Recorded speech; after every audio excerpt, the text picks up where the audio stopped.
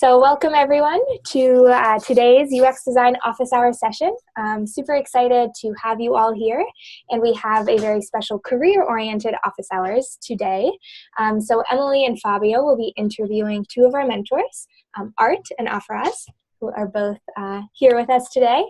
And yeah, we'll start off with just a basic introduction and then some questions that Emily and Fabio have prepared. But at any time, if students, you want to jump in with a question, feel free to either type it in the chat or you can unmute your microphone and ask out loud as well. So without further ado, I'll turn it over to Emily and Fabio and you can kick things off. Awesome. It's so nice to meet you guys. How about we start by just getting a quick intro and tell us about how you got into UX and what you're up to now, where you're working, what kind of design you're up to, and we can go from there. Sure. Art, do you want to go first? Sure, yeah, I can start. First, I want to start off by saying thank you for this opportunity. Really, I basically started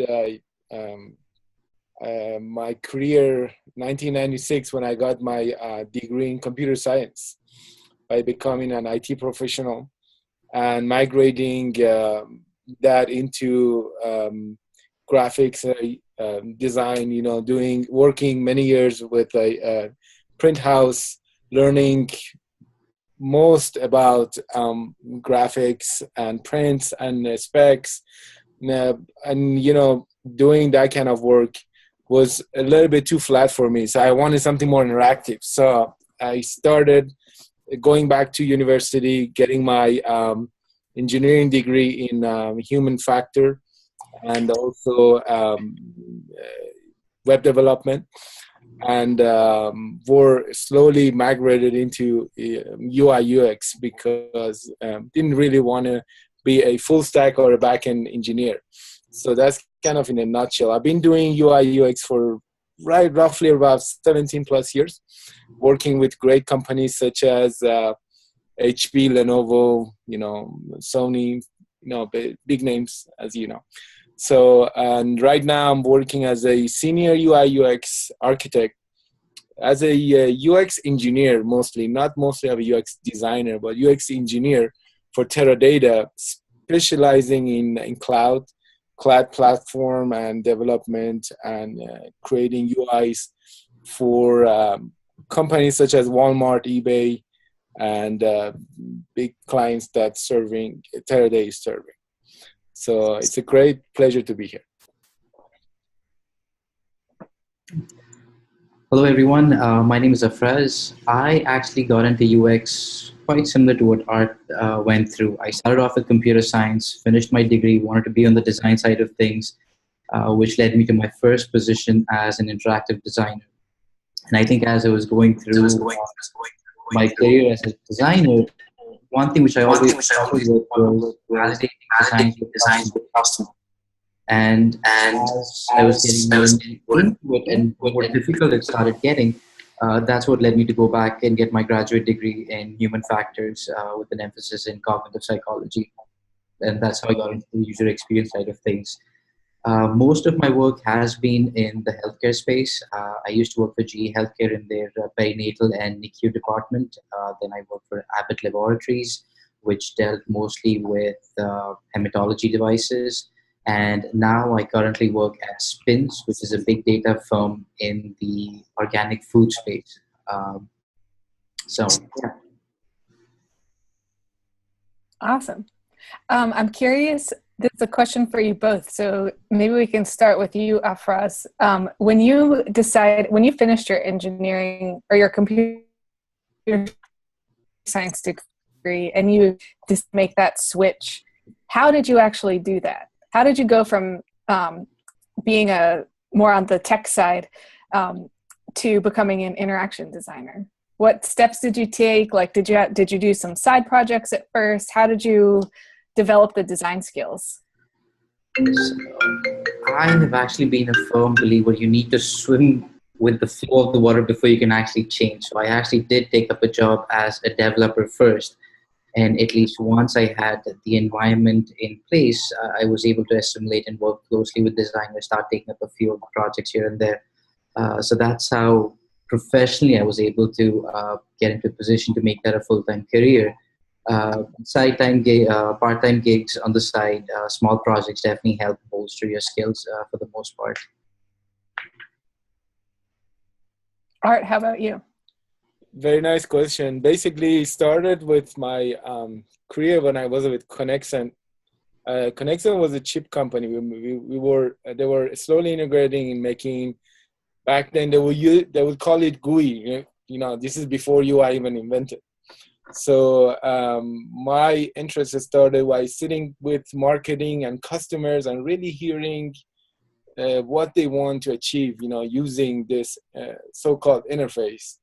And that's what I realized. There is an enormous amount of potential in this path, and I basically fell in love with it. It became my passion.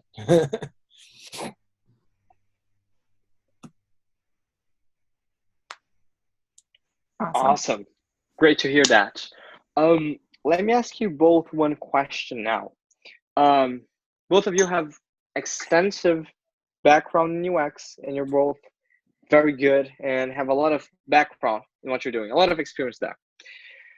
When you were just getting started, just getting your degree in CS, in your case, Art, what is one piece of information, one key piece of information that you wish you knew about UX, right? If you could tell that Art in 1996, just getting his CS degree, something about UX, what would it be?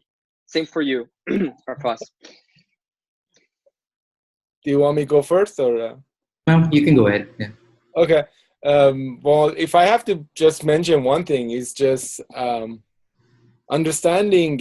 For me, is understanding minification of MVP and make it small enough so it's deliverable in a timely manner. Because what I've learned, this is through all my years, is like we tend to make it big, so huge, so it's almost impossible to deliver. And also understanding stakeholders, customers, and what they're really after, and not something we assume or we think because we are in this profession that we know. That would be my biggest thing. I think when I, at least in '99, when I was going through my undergrad degree, I don't think user experience was as common or as prominent of a career as it is today. I think human factors in ergonomics, mostly in the safety space, whether it's healthcare or anything pertaining to safety, I think that's where most of the work was being done when it came to usability and user experience. As we started getting more and more comfortable with technology, and as we have got to this point, I think people's expectations have changed. I think all of a sudden our perception of us being at fault has gone down, and more that if something isn't working, it's the system's fault. So I think as we've started getting more and more comfortable with technology, that has been an organic change that has taken place to where UX is today. Back then, I would never have expected this to be the way things turned out. At least from my limited knowledge at that point, I always presumed it's something which pertains to things which are highly critical, or at least relevant in highly critical spaces such as healthcare and safety. That's so awesome. I love everyone's different stories of how they arrived here. So we have a student question that I think is a really good one from Humera. One of the things that I really struggle as a designer is walking people through a process. And that's one of the major reasons I got into UX. Can anyone talk about that process? And for example, my boss asked me to write a project plan for a UX project. So what's your approach to documenting the UX process, or maybe walking somebody through, like a client or maybe a team member or stakeholder that might be unfamiliar with the UX process, and setting up their expectations? I think as important as the work of UX is, one of the key things which people tend to ignore at times is storytelling. It's something that plays an extremely important role in how you deliver your, whether it's your findings, whether you're presenting a design. If you cannot convey a story which the other user can actually connect with, you've kind of lost the whole battle. So with that being said, I think it's always important for you when you're presenting something to have a narrative that the end you, or whoever the stakeholder is, can connect with. And I think as far as you have a good way of communicating that, the tool is irrelevant. The or what medium you present on, I don't think that's as important as how you set your narrative and how you actually go through the process of storytelling.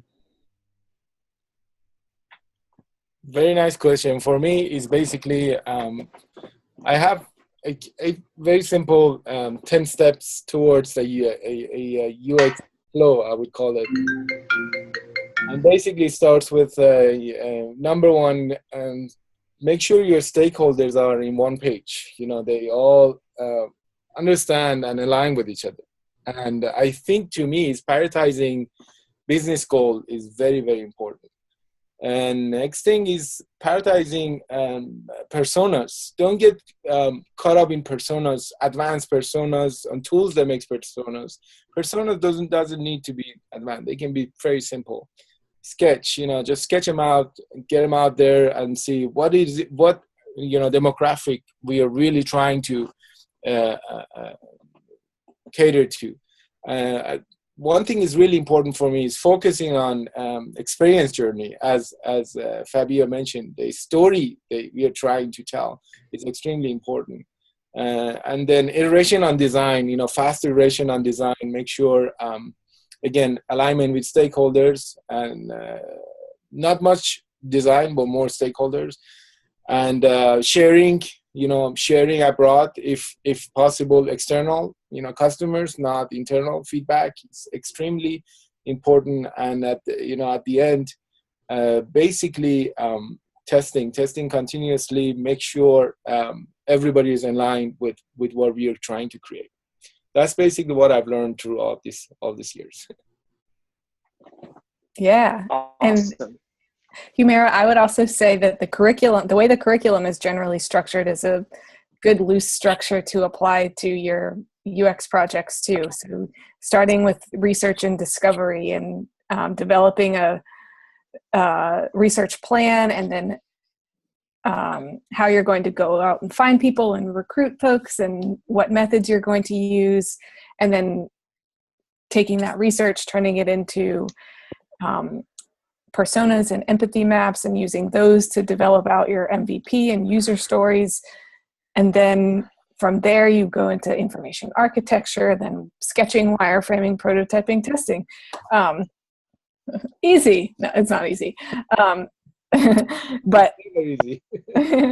But yeah, I think everything that Art and everyone has said has been great advice so far. But yeah, definitely use the. I do have one guide as well. Yeah, I do have one quick question. Yeah. Can you guys hear me? Okay. Yeah. Okay. So it's funny. I'm listening to everybody, and they're saying that they have transitioned from computer science to a designer, and for me, it's like I'm almost going not the opposite route, but like I'm going from a designer to really understand from this customer perspective and all that. I'm actually sitting down with engineers. I'm sitting down with people, with their developers, so now it's almost like I don't have a direct connection with the client per se. So I'm really just hearing directly from the developers. I'm directly hearing from this. So my stakeholder would be just people who are working at the company. But the end client is our state client. So I'm not guessing. I can understand what they want, what the developers want, and what the company stakeholders are looking for. But it's kind of hard to draw that storyboard, I guess. And that's why I was asking, like, how do you guys do you guys do a project plan? Like, we have a PM in our team. She does project planning for every single project. And as a designer, I'm not a PM, you know? So if for me, it's like, I would rather draw it out, or I would rather show it, like you guys are saying, talking about storyboards. But even then, like, how do I formalize? How do I organize that thought process? It's what I struggle with. So, quick question. Do you guys, at least from the development team's perspective, do they follow any framework for development, whether it's agile, whether it's lean, whether it's waterfall? Do they at least have some sort of framework in place how the development teams actually go through the process of building something? I think it's more agile. Yeah. Right. So if it's agile, you as a designer need to assimilate into their sprints on a regular basis. So as they start picking up elements that they are working on, you need to be in tune with that as well. Okay. So that's one way of doing it. The other thing is, so as a designer, like Emily mentioned, there are various phases that you go through, whether it's with iteration of a design, whether it's refining and creating the ultimate artifact that actually has to go out. You do have a lot of work that needs to be done. And within a 3-week sprint, it isn't possible for you to get your work done, give it to the developers, for them to start working on it as well. So what makes the most sense is you actually start working a sprint ahead of where the engineering team is working. So your job would be to work with product management, as well as the project manager, to figure out, based on where things are going, what are the next stories that are actually going to be picked from the backlog. And then based on that, you actually get your work ready so that when the engineering team is getting ready for their sprint cycle, they actually have the artifacts necessary so they can go through the development process. Now, the one thing that you also need to keep in mind is, with development, it's easy to refactor. If I was actually writing some code, making some changes depending on something that actually has changed in requirements is a lot more easier. But for you as a designer, it's a lot more difficult. Once you decide to fix something in a certain place, as new things keep adding up, it's a lot more harder for you to make those changes. So your job is to maintain 2 design books per se. So one is, you create this large kitchen sink. So you take the entire backlog, understand what needs to go into the release cycle, and you start creating a sketch of everything. It doesn't matter what and where it goes. It's a matter of making sure that every visual element that needs to go in your design is actually being placed on a screen, or at least in some tangible format.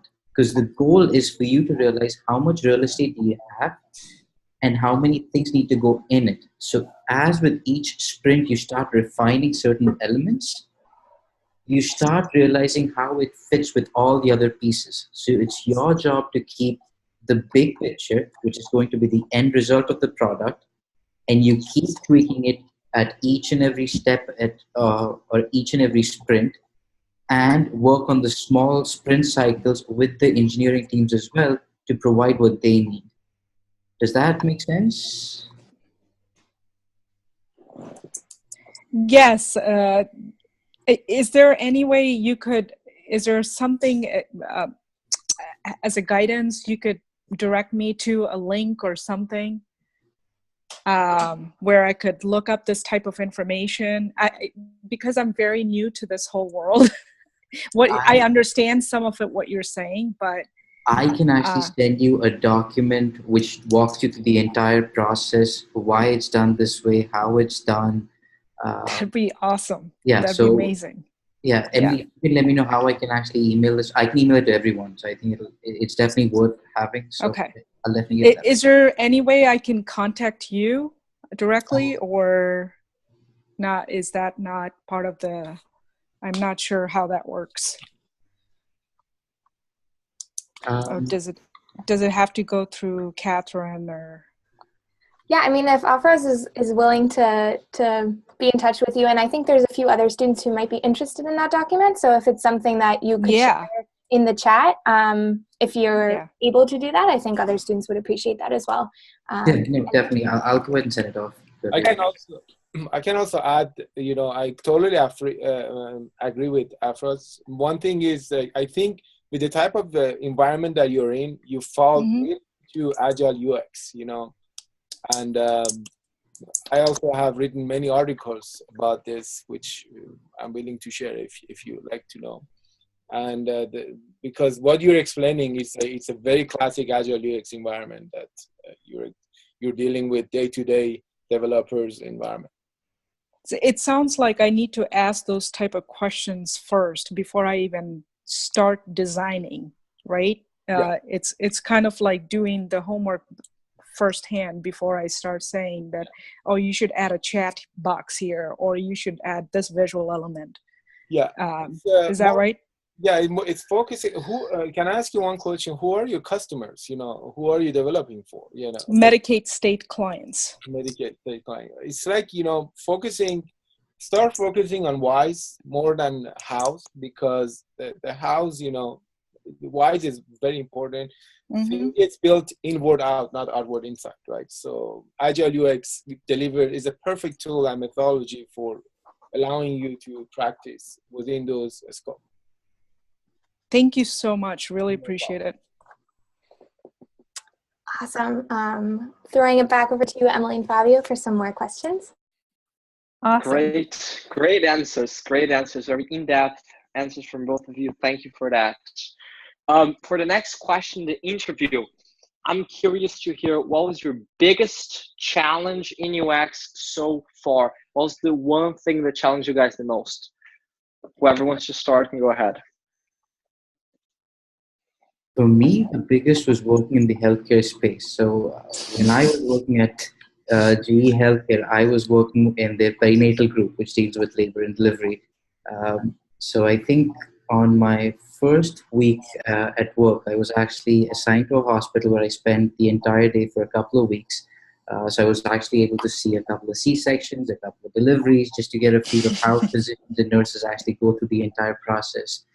And I think it really isn't until you start working in a critical environment, you realize the importance of usability. You realize the importance of the whole user experience bit. And I think one thing which I feel people tend to not realize is we sometimes think that user experience is constrained to just a mobile app, or it's constrained to just a website. But it goes much beyond that. I think that's the starting point. But I think anything that you do work in, it does play a vital role.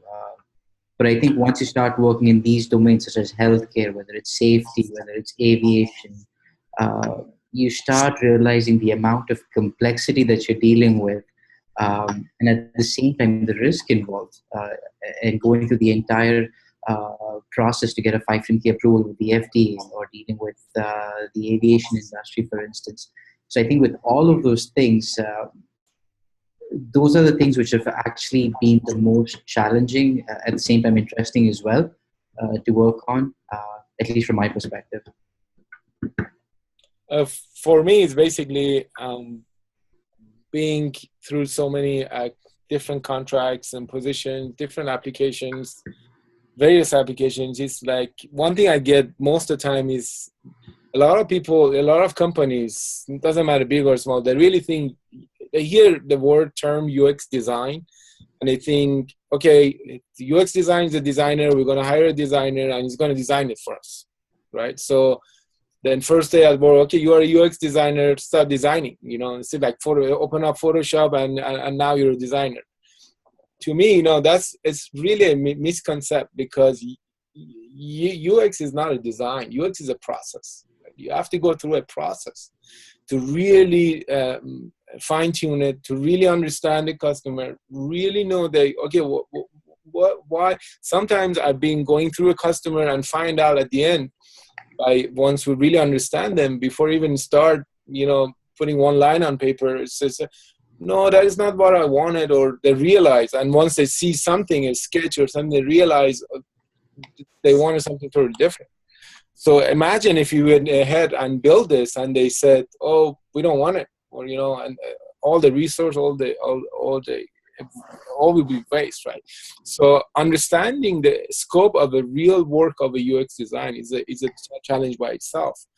And then finding the creativity niche within that scope and what you're creating for, narrowing down the requirements so customer really understand, because you sit in front of customer, they're like pushing so many requirements, we want this, we want that, and then give you such a short time. Okay, do you even realize how much time it's going to take? Because for them, just putting a button here is just a search bar. Come on, it doesn't take that much time, and things like that. So narrowing down the requirements and really focusing on what customers after is, for me, is the key point, and really delivering to their requirements. Great answers. I want to jump to another student question. This one from Shumila. How does a new UX designer in a company deal with any knowledge gaps that they have?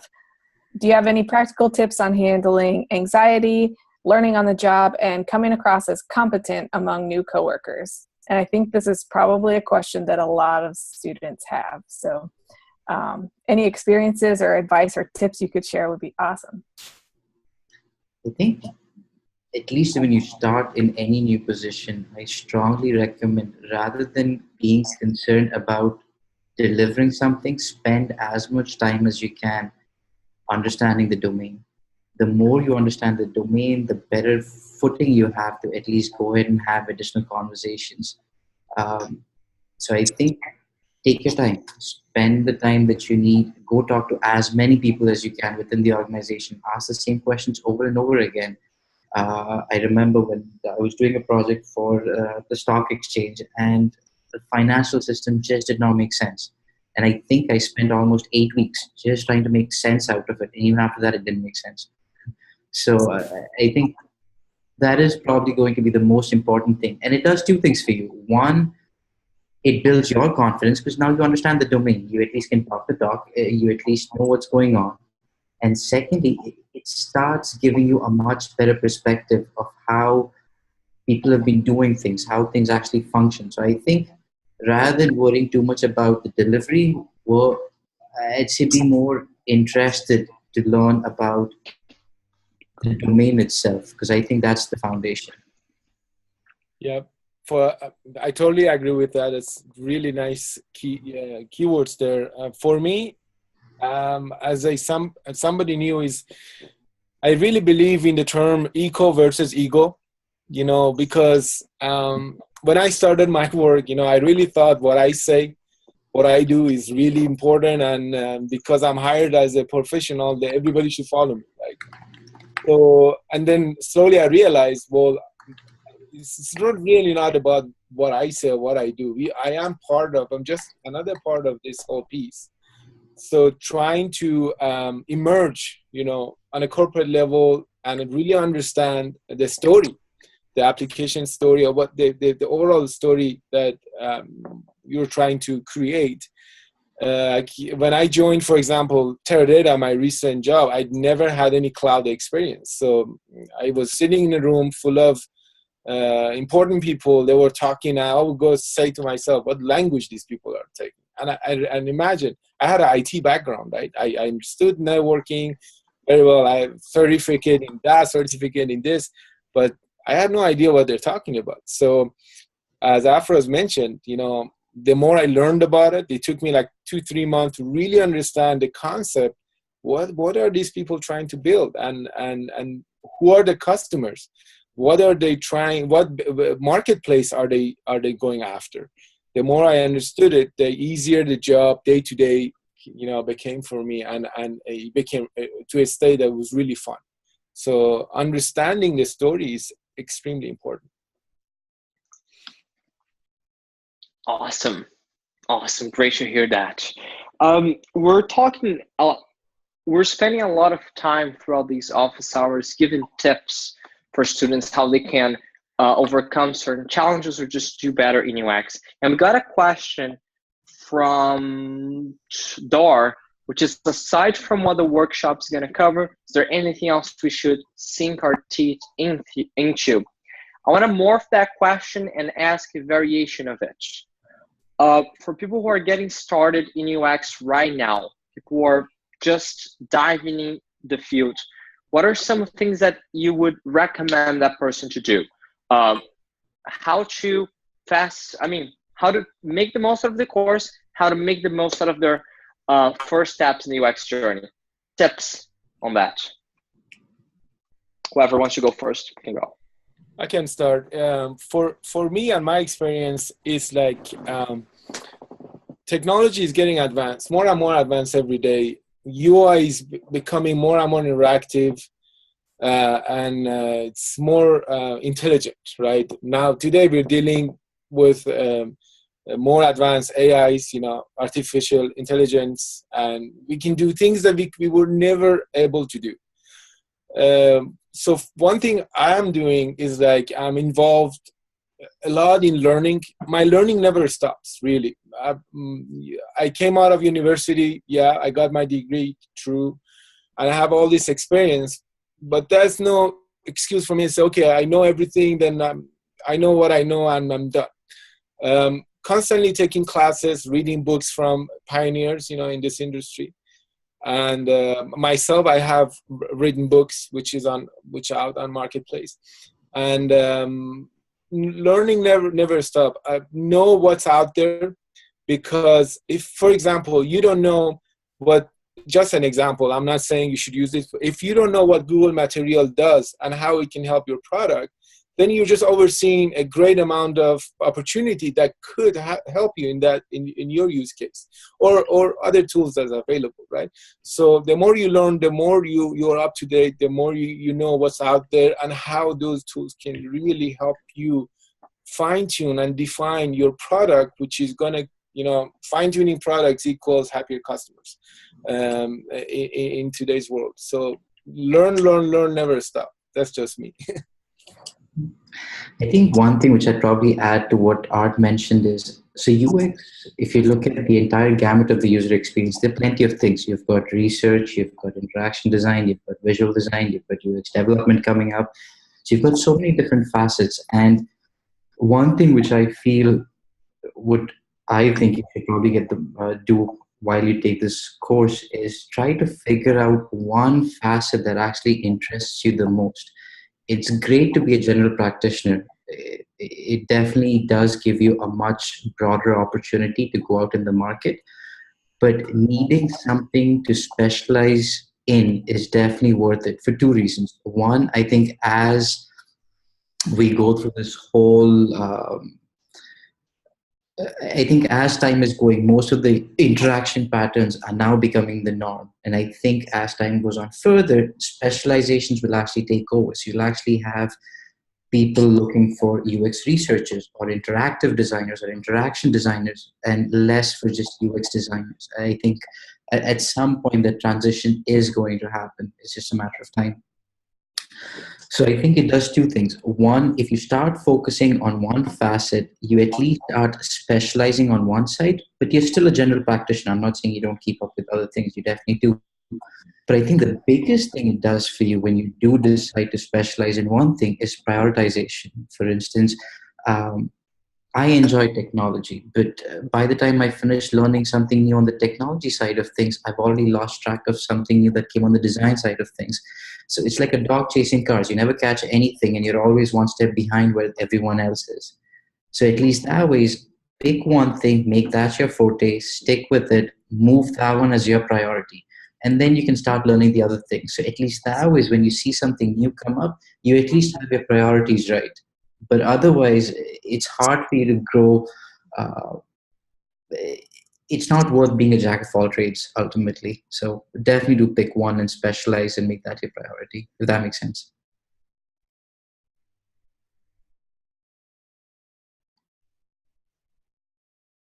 Awesome. Great advice.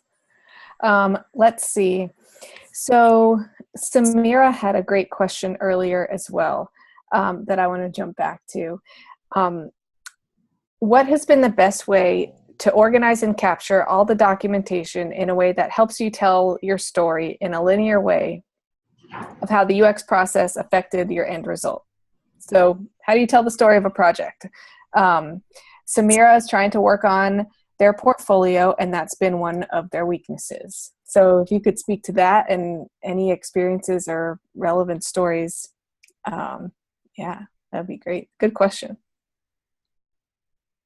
I didn't understand the question. Could you explain that again? I'm sorry. Yeah, sure. And Samira, if you're on the line and if you want to jump in, feel free. But what's the best way to organize and capture all of the documentation? I think for a single project is what Samira is referring to. So writing a case study or when you're presenting a project in your portfolio, what do you find is the best way to show all of the deliverables and tell like a cohesive linear story of a project? Okay. Is that kind of what you're asking, Samira? Okay. I think that's right. Hi, can you hear me? Yeah, now I can. Loud and clear. Hi.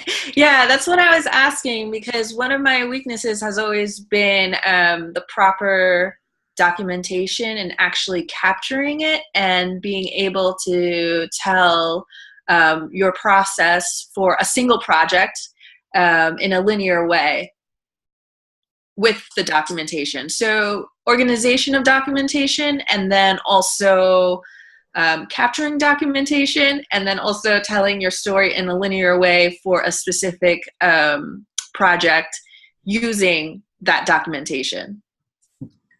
I think it's less about the organization of documentation based on a process, but I think it's more in terms of how did you approach the problem. So for instance, when we get resumes coming over here, it's not about talk me through the workflow of how you go through a UX project, but walk me through specifically how you've gone through a particular project. So rather than actually seeing a standardized template of, we did here's the sitemap, then this, then this, then that. I'd like to at least know the story behind it, or the narrative of how did you get to each and every step. Because I think as a designer, what's more important is your thought process. How do you go through the process of solving a problem? And I think it's sometimes we get too stuck up in the end deliverables. So I think what you need to figure out is having a valid narrative where you define what the problem statement was, where you came into the picture, and then how sequentially you went step by step, ultimately coming to the end result.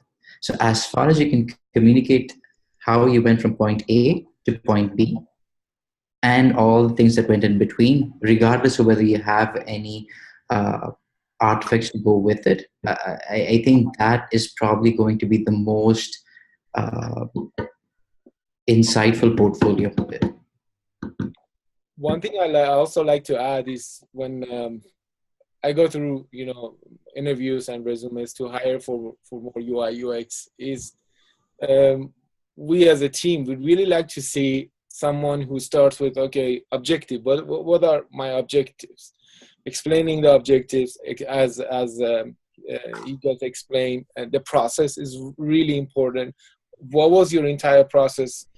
Talk a little bit about your concepts you went through. How many concepts you went through, and really, what did you do to put the shine on? How did you get things started? What was your role? What was your responsibilities? What technology and tools did you use? What did you interact with? And what services and solutions did you use? If I'm like interviewing for a lean UX candidate, then that's a whole different story and talk. Then we like to talk about your insights, your visions, your idea. What are your leap of faith assumptions, hypothesis? Go through that, your risks, and give us an example of your risk factor with known, unknown issues, more important, less important. What experiment did you run, and what did you learn, and what decisions did you make? So there's kind of two different paths, we always look for, depending on what we're looking for and what we are interviewing for. Okay. Could I ask a follow-up question? Sure. So do you guys have any examples of really good I guess, case studies or portfolios that display the type of cohesive storytelling that you guys look for? Yeah, and maybe share it with all of us? For Lean UX, I do have something I can share with you that can really, really help a lot. It's something we put together as a team, and can really, it's like a roadmap, and you look at it and say, oh, okay, just filling the blanks, and now you have your full scope. Okay. Awesome. Yeah, any of those docs or links, feel free to just share in the chat. That way students can see them, and I can post them in the online community afterwards too, so everyone has access to them. So do I just drag and drop it and it goes in? Oh, it does. Okay, so that's the document for the Agile. That one's from Nielsen. I do have another one I'm looking for. Give me a second. I'll send that across as well. So, I guess while that is happening, I just want to clarify. So it just sounds like you're not, for a specific project, you're not always using every single piece of documentation to tell the story. It's really more like what fits with it. Can I ask you one question? You may lose. Can I ask you one question? What do you mean by documentation? I'm not clear on that. Yeah, sure. So it's either like pictures that you've taken or videos that you've used to document whatever you needed to, any audio, or or like what your or maybe even links or process that you had to go through in order to get that result. Mm-hmm. Like things that you could share with the client in order to tell them, like, this is what I did to get what I needed to do for you. The decision tool I just shared, that's really going to help you, because that puts everything you just talked about in perspective. Okay. You know, and it has pre-filled examples. And if you still have any question, just feel free to reach out. I'm more than happy to help you. Thank you. No problem, anytime. Awesome. We just got another great question in the chat. How do you guys feel about the increasing amount of remote UX work that's being done? Have you guys done remote work, and how do you feel about that in general? What are some of the challenges that are presented with UX work being done remotely instead of on site? Can you ask the question? You caught up. I think your voice was cut in between, so I didn't get half of the question. That's cool. That's no worries. Internet connection here is a bit terrible. Can you hear me fine now? Yeah. Yes. All right, perfect. So, question from the student chat somewhere here. How do you guys feel about the increasing amount of remote UX work that's being done? Advantages, disadvantages, just general thoughts.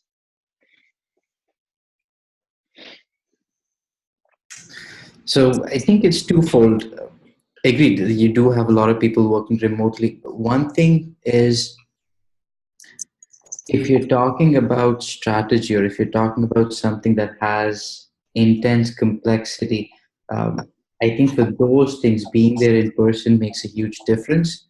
When it comes to generating artifacts that actually need to be created, say for instance, you've already done your research and now you're going through the synthesis.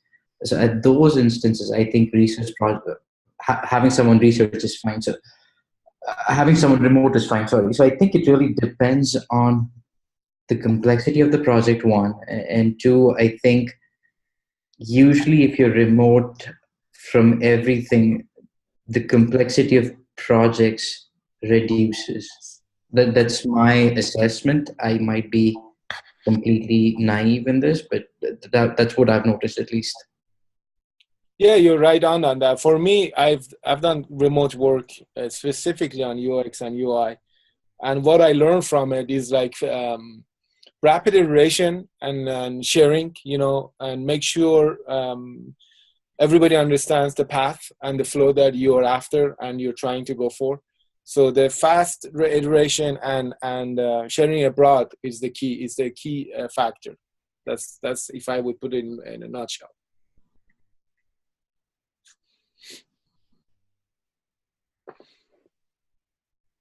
Awesome. I think that, and I'm curious what you think. Do you, with remote work, do you think that UX teams will become more distributed in the next few years? Like, is that something that we'll all be doing in the next 5 or 10 years, do you think? For me, we live in a digital world. Everything is every day is getting more digitized, right? So you see more and more offices diminishing and moving into the cloud, infrastructure. So it seems to be that is the trend that is moving forward. So I might be wrong on this, but I this is how it seems like it, right? So that's just my take. Afraz, what do you think? I think so. There are two folds. I agree. I think working remotely is definitely increasing, and in certain instances it works. In certain instances it doesn't. And I think as much as we want to say, if you're a developer, for instance, me sitting and working remotely away from everything is perfectly fine. But if I was working as a UX researcher, or if I was working as an interaction designer, my goal is to build empathy with the end user. And I think it's really hard to do when working in a silo. So I think from that perspective,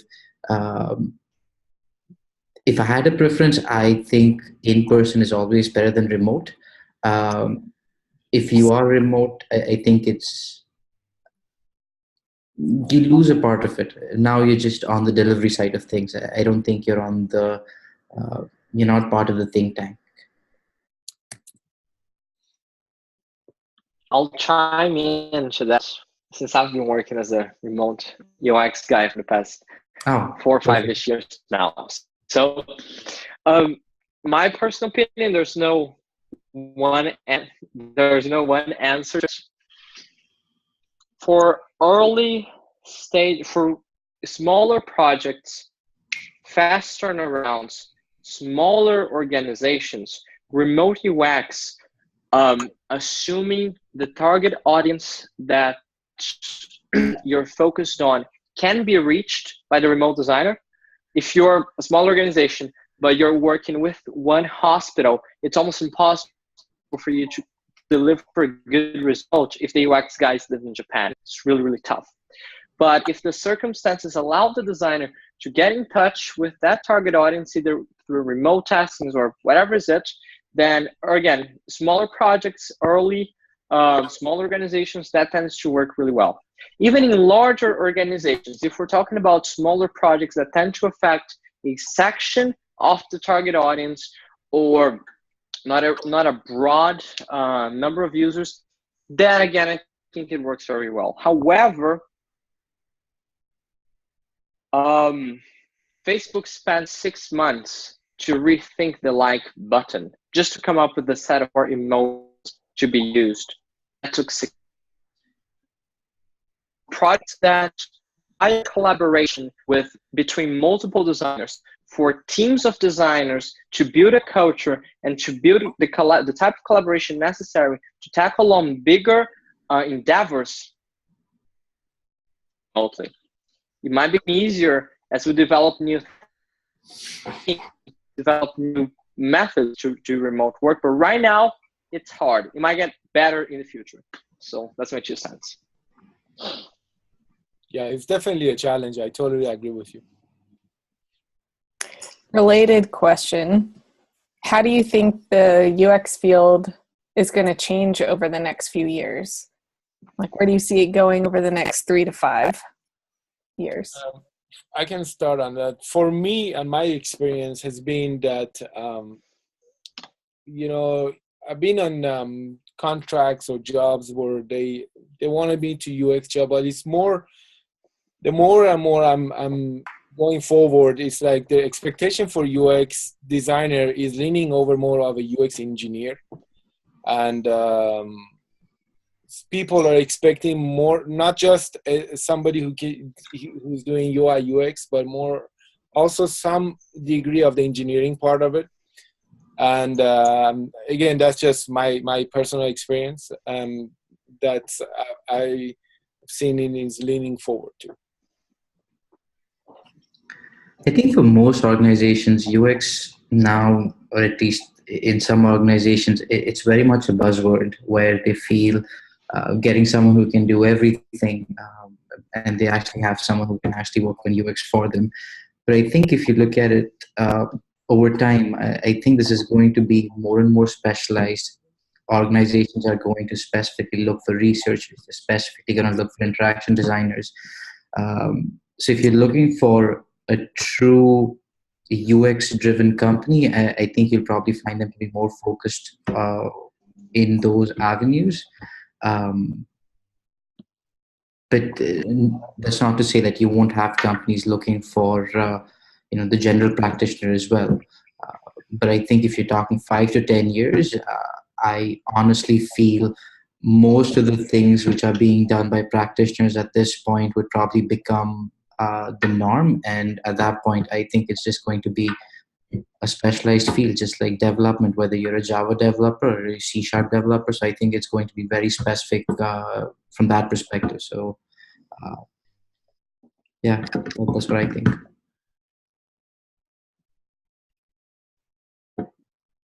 Awesome. I like both answers. Awesome. I agree. Go ahead, Fabio. Cool.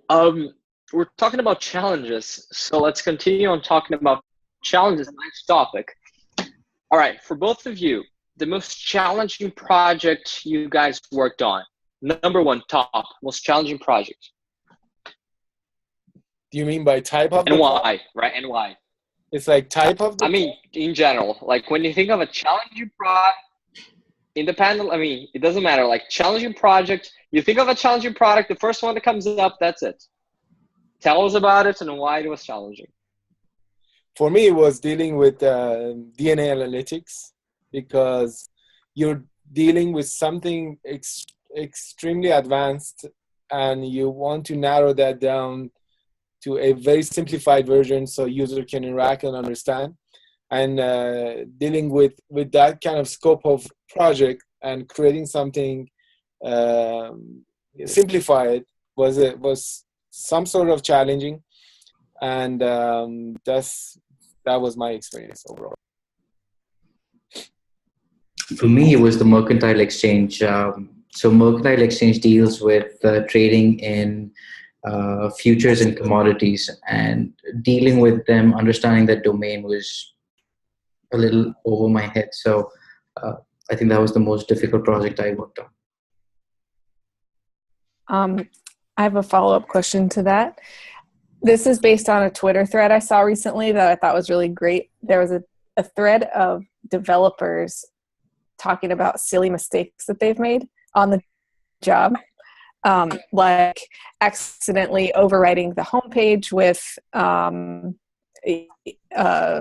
something that was incorrect, or not being able to, or not realizing that the bug in their code was due to like a misplaced comma or something like that. So I think it's important to talk about silly things that UX designers do on the job, because it can be intimidating to enter a new field, and none of us are perfect, and we make mistakes and we mess up, and it's okay, and we can come back from that. So I'm curious if you have any like silly mistakes that come to mind that you would be willing to share or talk about. And Fabio, that goes for you too. And I'll share my own if I can think of a good one, but wanted to throw that one out there too. Can I can start with that. For me, it's basically silly things. In my experience, is first of all, I tend to see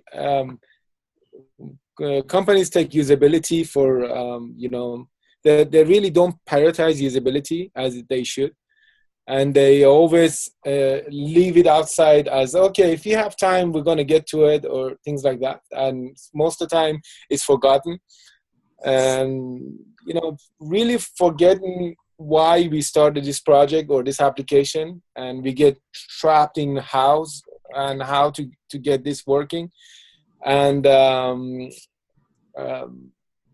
lack of testing, not really understanding the difference between UI and UX, because sometimes they emerge and we keep losing track. And then also not really understanding or considering users' thinking and pattern and method. Just as my take on it. Yes, been there. Afraz, how about you? I think for me, it was at G. So when I was working on the perinatal product and doing the usability testing for the FDA, I didn't realize, but all the prototypes I had names of men and women. It was actually supposed to be just pregnant women who were the patients. So I didn't even realize that until it actually went, and no one actually picked up on it until it actually went to the FDA for approval, and that's when we found out that the markups actually had those names. Not that it made a difference in the outcome, but I think that's the only one I can think of in terms of something city that I'd grade. Yeah, that's awesome. I'll share one. So I was conducting a usability study once, and I brought only my laptop, my Mac laptop, and there were people there who were participants who weren't familiar with Apple products and who primarily used Windows products. So the usability test quickly became like a training session on how to use the trackpad, and it was so horrible, and I felt so awful, and it was a waste of the participants' time and mine, and she felt frustrated. It was just not a good session. So that's how I learned to always have a few different devices, or have someone bring their own device to use if you're going to participate. You guys have been so awesome. We're just about out of time. So I think for the last minute, maybe if each of you could share one last piece of advice for our UX students as they're entering the new field. Any final thoughts or anything that came to mind? I think the most important thing which I feel is people tend to think it's all about learning certain tools, learning about this whole domain, but I think it ultimately comes down to two things. One is common sense, and the other thing is problem solving. I think if you can focus on those two things, you'll be fine. It's not rocket science. It's literally just those two things. I mean, as far as you can make sure that you're at least adhering to what the user needs, following common sense for the most part, I think you should be fine. It's a very lame statement, but I can't think of anything else at this point. For me, it's basically really differentiate between UI and UX, and know who you're targeting and why you're doing it. Sometimes I can't emphasize enough on the whys, because once you know why you're creating, the house kind of fall its place. So, and really understand the customer and understand the story you're trying to tell. The customer journey is very important. I think it's a golden for me. It's a golden key here. That's awesome. Yeah, great advice and wonderful session. Thank you so much, Art and Afraz, for being in the hot seat and answering everyone's questions. Thank you, Emily and Fabio, as always, for hosting, and thanks to everyone who joined for lots of great questions and insights. I will post this recording in the online community, and I'll share all of the links that were shared in the chat as well, so everyone can see those. Have a wonderful rest of the week, and see everyone again next week. Nice meeting you guys. Nice meeting you, Afras. Likewise. Take care. Bye. Bye.